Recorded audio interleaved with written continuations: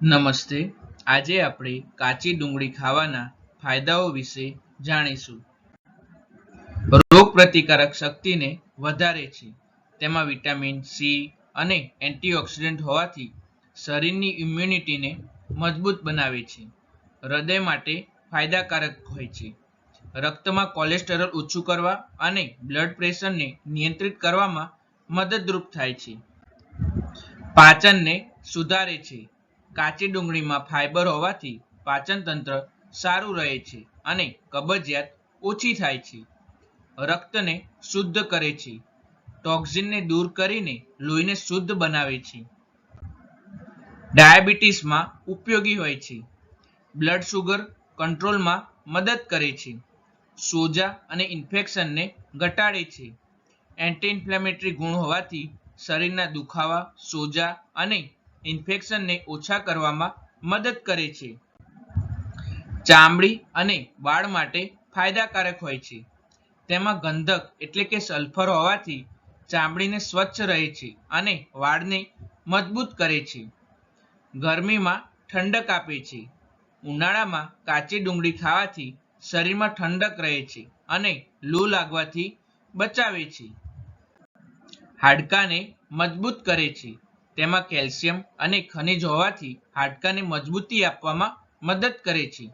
પ્રતિરોધક શક્તિને વધારવાના કારણે ચેપ સામે રક્ષણ આપે છે.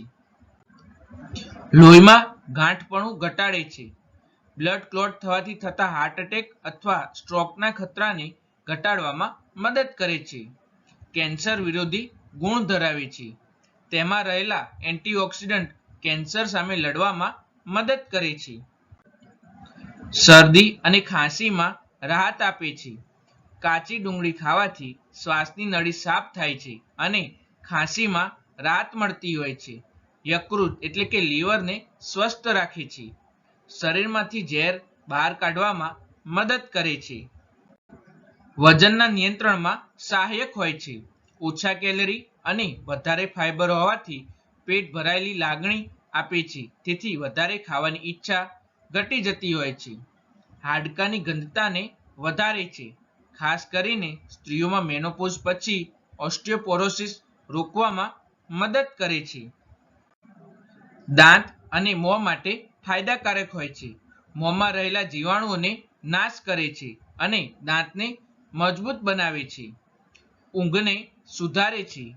તે નર્વસ સિસ્ટમને શાંત કરે છે, જેનાથી ઊંઘ સારી આવતી હોય છે. એલર્જીને ઘટાડે છે.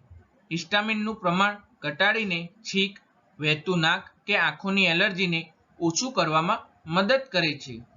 પુરુષોમાં શક્તિ માટે ફાયદાકારક હોય છે.